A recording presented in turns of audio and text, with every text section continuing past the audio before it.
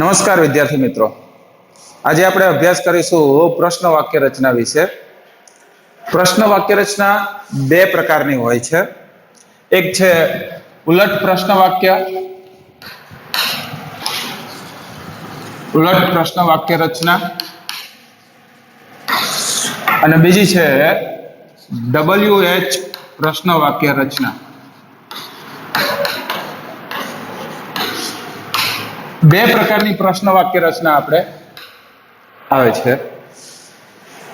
Generally આપણે જે પરીક્ષામાં ગ્રામેટિકલ વિભાગની અંદર જે સીધો પ્રશ્ન પૂછાય છે એમાં ખાસ કરીને WH પ્રશ્નવાળી વાક્ય રચના આપણે પૂછાય છે 3 માર્ક્સમાં.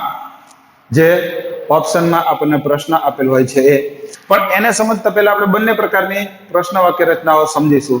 કારણ કે ફકરામાંથી સવાલના જવાબ, કોઈ બીજા બહારનો જે પેરેગ્રાફ પૂછાય છે એમાંથી સવાલ જવાબ, પોયમ છે એમાંથી સવાલ, કોઈ પણનો સવાલ જવાબ આપીએ ત્યારે પ્રશ્નો તો બંને પ્રકારના હોય છે. એટલા માટે આપણે બંને પ્રકારની પ્રશ્ન વાક્ય રચનાઓને સમજીશું. તો સૌ પ્રથમ જોઈએ કે ઉલટ પ્રશ્ન વાક્ય રચના અને WH પ્રશ્ન વાક્ય રચનામાં ફરક શું છે તે. તો ઉલટ પ્રશ્ન વાક્ય રચના છે એક ક્રિયાપદથી શરૂ થાય છે. શેના વડે શરૂ થાય છે? ઉલટ પ્રશ્ન વાક્ય રચના ક્રિયાપદ વડે શરૂ થાય છે. હવે ક્રિયાપદ એટલે શું? કયા કયા પ્રકારના ક્રિયાપદ? તો એ આપણે જોઈએ કે કયા કયા ક્રિયાપદ. તો ટુ બી ના ક્રિયાપદ છે, જેમ કે am is are, am is are. એ પછી ભૂતકાળ હોય તો વોઝ અને વેર. સહાયકારક ક્રિયાપદમાં લઈ આપણે ડુ અને ડઝ. ભૂતકાળમાં એમાં પણ સહાયકારક ક્રિયાપદ આવશે ડીડ. ભવિષ્યકાળમાં શેલ અને વિલ. પૂર્ણ વર્તમાન કાળ કે એમાં આવશે હેવ અને હેઝ. પૂર્ણ ભૂતકાળમાં હેડ વડે પણ શરૂ થાય, પણ એ બહુ ઓછું, ભાગ્યે જ એવી વાક્ય રચના છે એટલે આપણે એને નહીં લઈએ. હેવ અને હેઝ આ પૂર્ણ વર્તમાન કાળમાં. એ પછી મોડલ ઓક્સિલરીઝ. મોડલ ઓક્સિલરીઝ એટલે સહાયકારક ક્રિયાપદો જેવા કે can, may, should, would, could,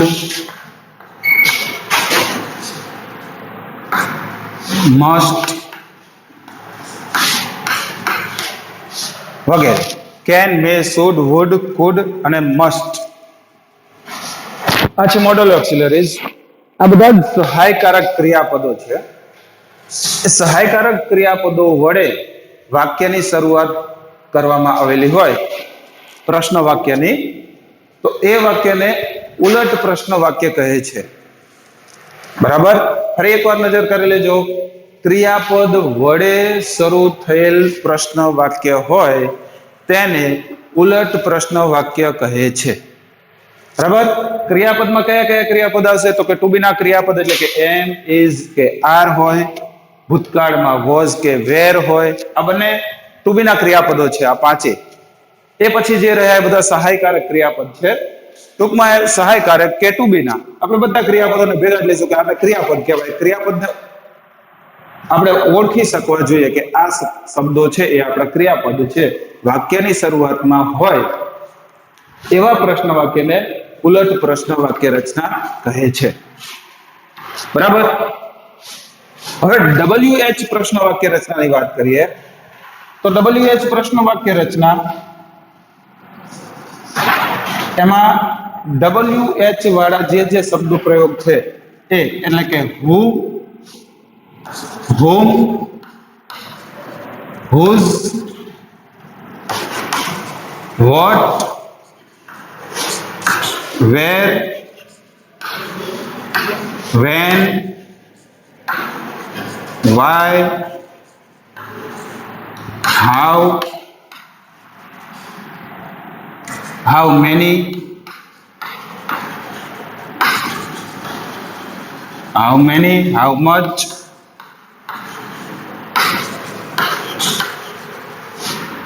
અને હાઉ ફાર, હાઉ લોંગ.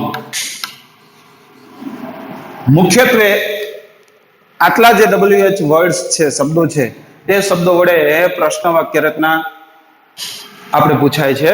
મતલબ કે જે વાક્યની શરૂઆતમાં જે પ્રશ્ન વાક્ય રચના હોય એ પ્રશ્ન વાક્યની શરૂઆતમાં આ શબ્દનો પ્રયોગ કરવામાં આવેલ હોય, ઉપયોગ થયેલ હોય તેવી વાક્ય રચનાને WH પ્રશ્ન વાક્ય રચના કહે છે.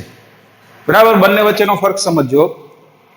ઉલટ પ્રશ્ન વાક્ય રચનાની અંદર આ હુ, હુમ, હુઝ કે આ WH વાળા જે પણ શબ્દો છે એ શબ્દો આમાં આવતા નથી. બરાબર છે, સીધું ક્રિયાપદ વડે વાક્યની શરૂઆત થાય છે, એને ઉલટ પ્રશ્નો કહે છે. હવે ક્રિયાપદ કયા એ આપણે જોઈ ગયા, અને WH માં WH શબ્દો કયા છે એ, તો આ બે પ્રકારની વાક્ય રચના છે. હવે બીજો ફરક શું છે, તો સૌપ્રથમ આપણે ઉલટ પ્રશ્ન વાક્ય રચનાની જ વાત કરીએ, સમજી લઈએ. આ શબ્દોનો મતલબ ને અર્થ પછી આપણે સમજીશું. ઉલટ પ્રશ્ન વાક્ય રચના જે છે એનો કોઈ પણ પ્રશ્ન હોય એનો જવાબ જે છે, જવાબ યસ અથવા નો માં આવે છે. બરાબર છે, ઉલટ પ્રશ્ન વાક્ય રચના છે એ ઉલટ પ્રશ્ન વાક્ય રચનાનો જવાબ હંમેશા યસ અથવા નો માં જ આવે છે. બરાબર, બીજા કોઈ વધારાના શબ્દો આપણે ઉમેરવાની જરૂર પડતી નથી. બાકી મૂળ જે પ્રશ્ન વાક્ય હોય એનું એ વાક્યને સાદું વિધાન બનાવી દેવાનું રહે છે. તો આ પ્રકારનો જવાબ આવે છે. આની અંદર આપણે એક ઉદાહરણ જોઈએ.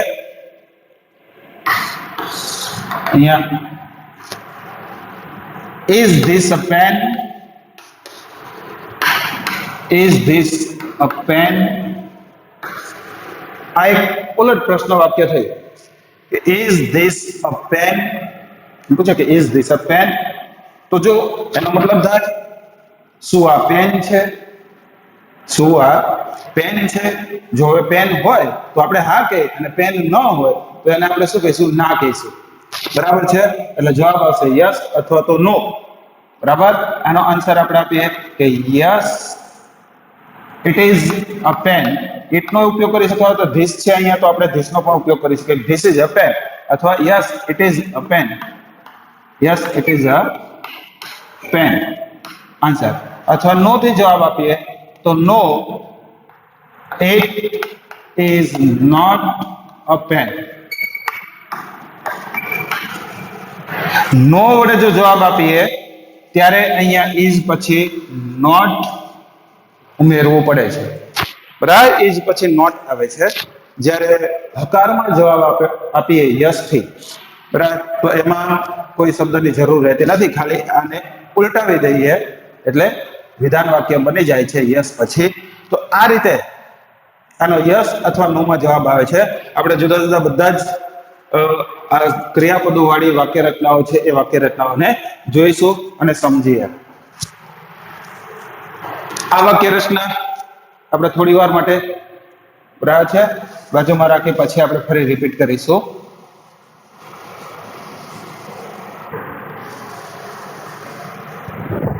હવે આ જે એમ ઇઝ કે આર વડે આપણે જે પ્રશ્ન વાક્ય કોઈ પણ પૂછે એવી વાક્ય રચના. આમ તો તમામ પ્રકારની જે વાક્ય રચના છે એ વાક્ય રચનાનો પ્રકાર કે વાક્ય રચના, એ વાક્ય રચના કેવી હોય છે, કાળ મુજબ એમાં ફેરફાર હોઈ શકે છે. તો વાક્ય રચના કંઈક આ પ્રકારની હોય છે. સહાયક ક્રિયાપદ, એટલે આ બધા જ આપણે જોઈ ગયા એ બધા જ આપણે ટુ બી ના રૂપને સહાયક તરીકે જ ગણીશું. આપણે સહાયક ક્રિયાપદ હોય સૌ પ્રથમ, સહાયકારક ક્રિયાપદ પછી આવે કર્તા, એના પછી મુખ્ય ક્રિયાપદ. જો હોય તો, ના હોય તો કોઈ જરૂર નથી. બરાબર છે, કાર્ડ હોય જુદા જુદા, કાર્ડની જે વાક્ય રચના એટલે કે ક્રિયાની વાક્ય રચના હોય તો એમાં હોય છે મુખ્ય ક્રિયાપદ. બરાબર છે. એટલે સહાયકારક ક્રિયાપદ કર્તા, પછી મુખ્ય ક્રિયાપદ પછી કર્મ અને અન્ય શબ્દો, પાછળ પ્રશ્નાર્થ ચિહ્ન. આ પ્રકારની વાક્ય રચના હોય છે જનરલ બધા જ ક્રિયાપદમાં. ટૂંકમાં સૌ પ્રથમ જે છે એ સહાયકારક ક્રિયાપદ આવે છે. બરાબર, સહાયકારક ક્રિયાપદ આવે છે. ઘણી બધી વાક્ય રચનાની અંદર જો કોઈ ક્રિયા ન હોય, પરિચય વાળી વાક્ય રચનાઓ હોય કે આ ચોક છે, આ પેન છે, આ બુક છે, આ રમેશભાઈ છે, તમે રમેશભાઈ છો, આપણે એમ પૂછતા હોય, એ બધી વાક્ય રચના. બરાબર, તો એમાં કરતા હોતો નથી, તો એમાં ધીસ કે ધેટ કે ધેર એવા શબ્દનો પ્રયોગ થાય છે. જેમ કે આપણે ઇઝ ધીસ બુક, માત્ર પરિચય વાળી વાક્ય રચના છે, કોમન સામાન્ય. હવે એ તો આપણે ચોથા પાંચમામાં આવે છે એટલે તો આપણને આવડે જ ખ્યાલ. પછી ઇઝ ધેર અ કાવ અંડર ધ ટ્રી,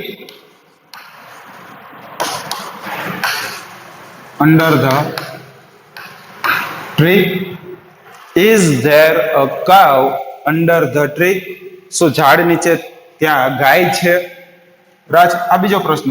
આ બંને ડિફરન્ટ કાંઈક છે કે જેમાં કર્તા ને એ નથી, તો એ કર્તાની જગ્યાએ ધીસ કે ધેર શબ્દ પ્રયોગ કરેલ છે. તો આવી જે સામાન્ય વાક્ય રચનાઓ છે એ વાક્ય રચનાઓ માત્ર આપણે ખાલી આગળના ક્રિયાપદથી સમજીશું, બાકી પાછળ કર્મને એ જોવાની જરૂર રહેતી નથી. આ વાક્ય રચના છે એ ખાસ કરીને આપણે દરેક કાળને અનુરૂપ જે વાક્ય રચનાઓ બને છે એના માટે લઈએ છીએ વાક્ય રચના. તો હવે એ પ્રકારના ઉદાહરણ આપણે જોઈએ. બરાબર છે.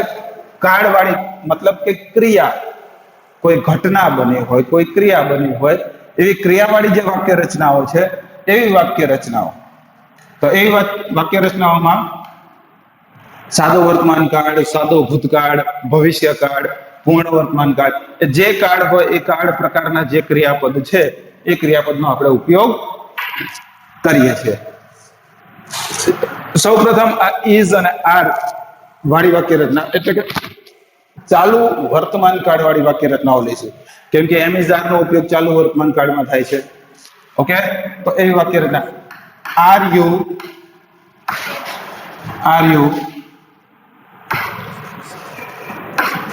going to the market?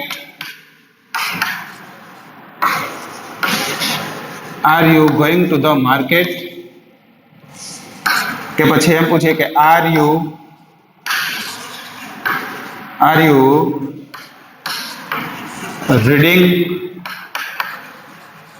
reading a book?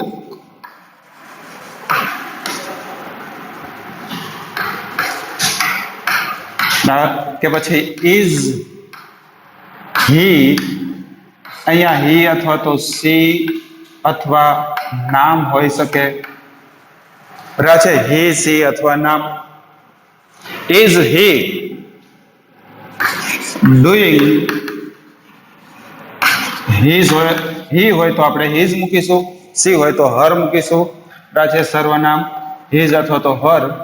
is he કે she doing his homework? બરાબર છે.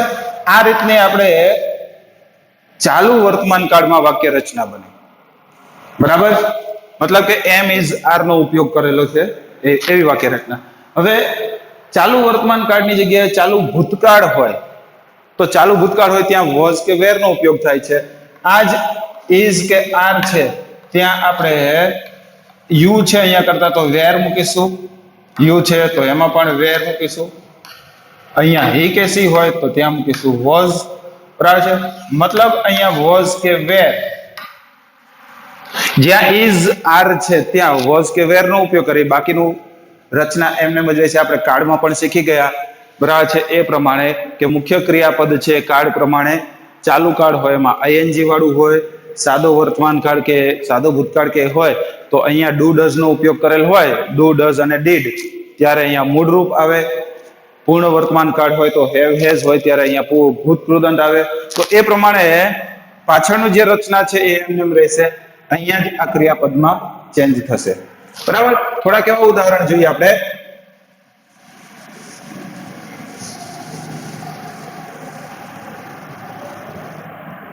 કે જેમાં ડુ ડઝ કે ડીડ. તો આપણે સામે કોઈ એમ લખ્યું છે કે do you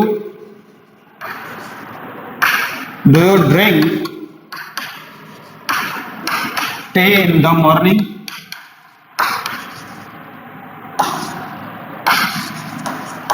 Do you drink tea in the morning? શું તમે સવારમાં ચા પીવો છો? Do you drink tea in the morning? બરાબર. અથવા તો જો એવું લઈએ કે does he go to school? Does he go to school in the morning?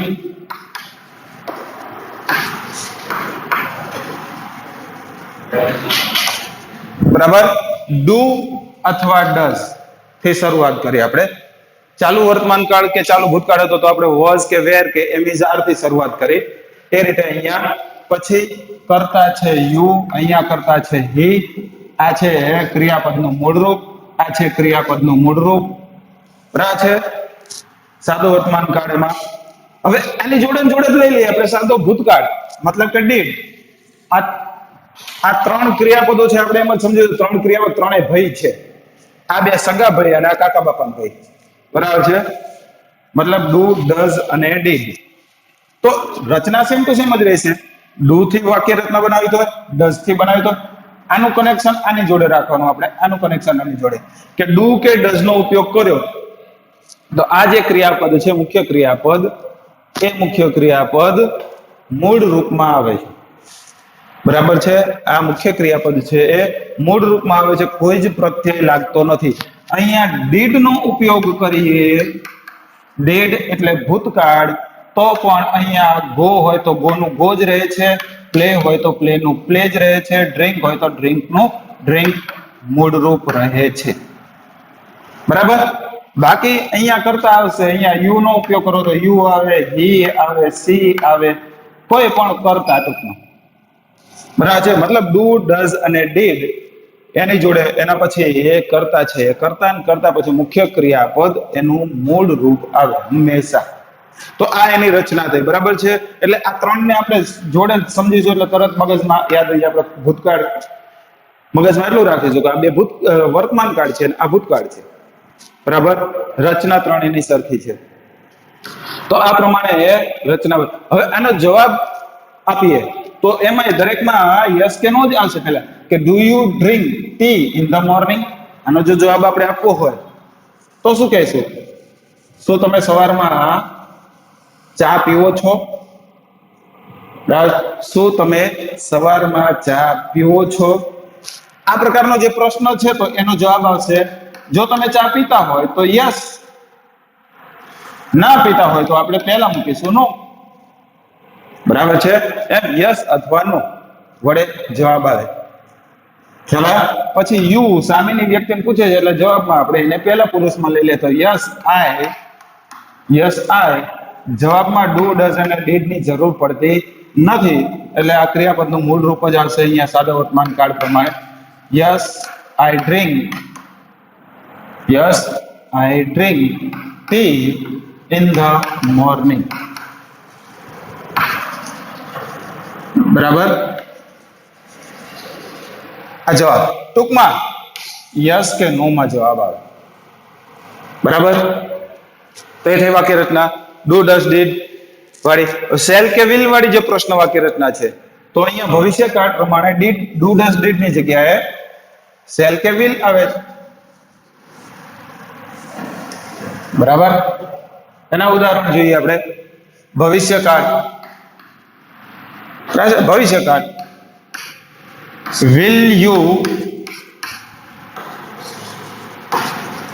will you go to Mount Abu in the next vacation.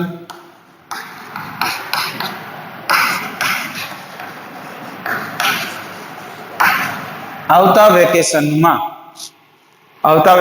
શું તમે માઉન્ટ આબુ જવાના છો કે જશો? એમ વિલ સહાયકારક ક્રિયાપદ, યુ કર્તા છે, ગો તો કે મુખ્ય ક્રિયાપદ છે. બરાબર છે. ટુ માઉન્ટ આબુ જે સ્થાન દર્શાવે છે કર્મ તરીકે લઈએ, અને અન્ય શબ્દ ઇન ધ નેક્સ્ટ વેકેશન છે અન્ય શબ્દો થયા. તો એમ કાર્ડ પ્રમાણે આ વાક્ય રચનામાં અહીંયા આગળનું જે ક્રિયાપદ છે એ ક્રિયાપદ ફેરફાર માત્ર બે ક્રિયાપદમાં થાય છે કાર્ડ પ્રમાણે. આપણે કાર્ડ શીખી ગયા છીએ એટલે એને રિપીટ નહીં કરીએ, ટૂંકમાં તરત ખ્યાલ આવી જશે. ટૂંકમાં અહીંયા વિલ છે અથવા તો સેલ નો પ્રયોગ બહુ ઓછો થાય, ભાગ્યે જ થાય. ક્યારે થાય ખાસ ધ્યાન રાખજો.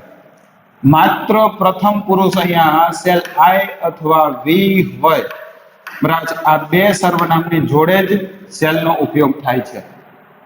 બરાબર છે. સેલનો ઉપયોગ આઈ અથવા વી ની જોડે જ થાય છે. એટલે મોસ્ટ ઓફ તો આ પ્રકારની વાક્ય રચના આવતી જ નથી. આપણો પ્રશ્ન છે વિલ વાળું જ વધારે હોય છે ખાસ કરીને. તો આ પ્રકારે વાક્ય રચના હોય. ફરી રિપીટ, વિલ હોય, એના પછી કર્તા, મુખ્ય ક્રિયાપદનું મૂળરૂપ, અને એ પછી બધા જે અન્ય શબ્દો હોય છે. તો અહીંયા સેલ વિલ વાળી વાક્ય રચના બને. પછી પૂર્ણ વર્તમાન કાળ હોય. પૂર્ણ વર્તમાન કાળ તો એ જ વસ્તુઓ અહીંયા હેવ કે હેઝ આવશે. હેવ અથવા તો હેઝ કે હેઝ થી વાક્ય શરૂ થશે. તો એવા ઉદાહરણ જોઈએ આપણે. Have you seen the dancing peacock? Have you seen the dancing peacock?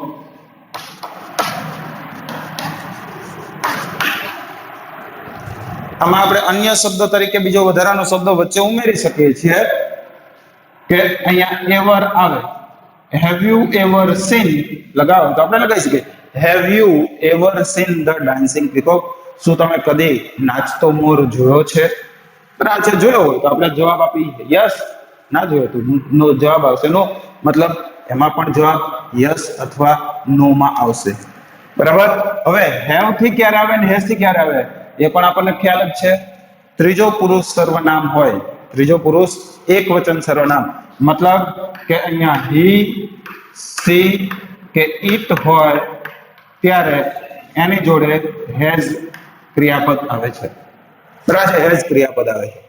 Okay. તો હેવ યુ અથવા તો હેઝ હી, બરાબર, યુ ની જગ્યાએ કરતા જો બદલાય, આ કરતા છે એ યુ એની જગ્યાએ કરતા બદલાય તો અહીંયા હેવ ની જગ્યાએ હેઝ થાય છે. પાછળનું તો આ છે ભૂતકૃદન છે કાળ પ્રમાણે ક્રિયાપદમાં, જે આપણે પૂર્ણ વર્તમાન કાળ શીખી ગયા. બે ઉપર ફોકસ કરીએ. હેવ હેઝ પ્લસ ભૂતકૃદન, હેવ હેઝ પ્લસ ભૂતકૃદન. બરાબર છે. પણ એ બેની વચ્ચે આ કરતા આવે છે. બરાબર, વચ્ચે કરતા આવે છે. તો આ પ્રકારની વાક્ય રચના બને. પૂર્ણ વર્તમાન કાળ આ પ્રકારની વાક્ય રચના બને. ભવિષ્યકાળ સાદો ભવિષ્યકાળ. હવે એ પછી આ બધા જે મોડલ ઓક્સિલરીઝ છે, સહાયકારક ક્રિયાપદો, બરાબર છે, can, may, should, would, could, must વગેરે, એ પણ એના વડે પણ વાક્ય રચના આ જ રીતે બને છે. બરાબર છે. સેમ આ જ રીતે વાક્ય રચના બને છે. અહીંયા શરૂઆતમાં આપણે કેન મૂકી શકીએ કે કેન, એ પણ આપણે મોડલ ઓક્સિલરીઝમાં શીખી ગયેલા છીએ કે કેન નો ઉપયોગ શું થાય, મે નો ઉપયોગ શું થાય. બરાબર છે. પછી કુડ છે કે વુડ છે, વુડ અથવા તો કુડ વડે પ્રશ્ન વાક્ય રચના પણ બની શકે. કેન વાળી જોઈએ વાક્ય રચના, કેન યુ અથવા તો કેન હી કરતા, અથવા કોઈ પણ નામ પણ મૂકી શકાય અહીંયા એની જગ્યાએ કે કેન રાહુલ. બરાબર છે. કેન રાહુલ અથવા તો કેન હી અથવા તો કેન યુ, આ ત્રણેય કરતા જ છે, સમજજો. બરાબર છે. ત્રણેય કરતા છે, પણ આગળ કેન એ પછી કરતા. હવે ક્રિયાપદ છે, ક્રિયાપદનું મૂળ રૂપ આવે છે. બરાબર છે. ક્રિયાપદ છે એનું મૂળ રૂપ આવે. આ સહાયકારક ક્રિયાપદોમાં પણ ક્રિયાપદ મુખ્ય જે ક્રિયાપદ છે એનું હંમેશા મૂળ રૂપ આવે છે. ઓકે, તો કેન, યુ અથવા તો હી કે રાહુલ, એના પછી ક્રિયા કોઈ પણ લઈ શકો તમે જે એબિલિટી દર્શાવે. કેન શું દર્શાવે છે? એબિલિટી એટલે કે ક્ષમતા, તાકાત, આવડત. ધ્યાન રાખજો, ત્રણેય હોય. આવડત એ પણ ચાલે, તાકાત, ક્ષમતા. તમે કંઈક કરી શકો, શું કરી શકો, જે કરી શકો છો. ખાઈ શકવાની વાત હોય, રમી શકવાની વાત હોય, કંઈક વાહન ચલાવી શકવાની વાત હોય, ઝડપથી દોડી શકવાની, કંઈ પણ જે પણ કરી શકે એવું કેવું હોય, બરાબર છે. જે ક્રિયા કરી શકે એવો કોઈ પણ ક્રિયાપદનો શબ્દ લઈ શકીએ. કેન યુ ઈટ, અહીંયા ખાવાની વાત લઈએ તો આપણે ઈટ લઈ શકીએ કે કેન યુ ઈટ 10 લડ્ડુ, 10 લાડવા ખાઈ શકો એમ કેવું તો કેન યુ ઈટ 10 લડ્ડુ. પ્રશ્નાર્થ છે પૂરું, બીજા કોઈ અન્ય શબ્દની જરૂર નથી. કેન યુ અથવા કેન હી અથવા તો રાહુલ. ઈટની જગ્યાએ કેન યુ ડ્રાઈવ લઈએ, વાહન ચલાવવાની વાત, તો કે તમે વાહન ચલાવી શકો એમ કહેવું તો કેન યુ અથવા તો કેન હી કે રાહુલ ડ્રાઈવ અ કાર, અથવા તો બુલક કાર્ટ એમ કહી શકાય. હા, કાર તો અત્યારે બધાને આવડે, બળદગાડા ન આવડે એ લખી શકીએ આપણે બુલક કાર્ટ, બળદગાડું ચલાવી શકો એવી છે કહી શકીએ. એમાં પણ આપણે ડ્રાઈવ નથી લેવું, પણ ટૂંકમાં આ પ્રકારની વાક્ય રચના બને. બરાબર, જેમાં સૌ પ્રથમ શરૂઆતમાં આ બધા જ આપણે જોયા જુદા જુદા એ સહાયકારક ક્રિયાપદો આવે છે. અને એ તમામે તમામ જે સહાયકારક ક્રિયાપદો છે એ સહાયકારક ક્રિયાપદોનો જવાબ કેવી રીતે આવે છે? યસ અથવા નો માં. બરાબર છે, યસ અથવા નો. હા, એમ કે કોઈ કે can you drive a car, તો આપણે કહી શકાય yes I can drive a car. બરાબર છે, યસ થી જવાબ આપવો હોય આનો તો આપણે એમ કહી શકીએ કે યસ આઈ કેન. હા, જો યુ ને પ્રશ્ન પૂછ્યો હોય તો આપણે એના જવાબમાં આઈ લખીએ, પણ હી અથવા રાહુલ ને પૂછ્યો હોય તો અહીંયા હી અથવા રાહુલ જ શબ્દ આપણે મુકાય. બરાબર, એ ખાસ ધ્યાનમાં રાખવું કે yes I can drive, yes I can drive a car. બરાબર, yes I can drive a car. No વડે જવાબ આપવો હોય તો અહીંયા જે કેન છે આપણું જે સહાયકારક ક્રિયાપદ, જે આ તમામે તમામ સહાયકારક ક્રિયાપદ એ બધા ક્રિયાપદ અહીંયા આવે અને એના પછી નોટ આવે છે. એ ખાસ ધ્યાનમાં રાખવાનું. બરાબર છે, જો નેગેટિવ આપણે જવાબ આપતા હોય, નકારમાં જવાબ આપતા હોય ત્યારે અહીંયા કેન પછી નોટ આવે છે. બરાબર, નો માં જ્યારે જવાબ આપીએ ત્યારે કેન પછી નોટ. કેન એવું નહીં, અહીંયા ફરી રિપીટ, વિલ હોય તો વિલ નોટ, સેલ હોય તો સેલ નોટ, કેન હોય તો કેન નોટ, ડુ હોય અહીંયા પ્રશ્નમાં તો આપણે ડુ પછી નોટ, ડઝ હોય તો ડઝ નોટ. બરાબર છે, જે પણ આપણું સહાયક ક્રિયાપદ, અને કહીશું આપણે આ બધા જ અત્યારે સહાયક ક્રિયાપદ તરીકે સમજીશું. ભલે આ ટુ બી ના છે પણ આપણે અત્યારે એમ સહાયક તરીકે છે એમ માનીને ચાલીએ. તો એના પછી નોટ આવે છે નેગેટિવ જવાબ આપીએ ત્યારે. બરાબર, ખ્યાલ આવે? તો યસ અને નો માં આનો જવાબ આવે છે. ઉલટ પ્રશ્ન વાક્ય રચના.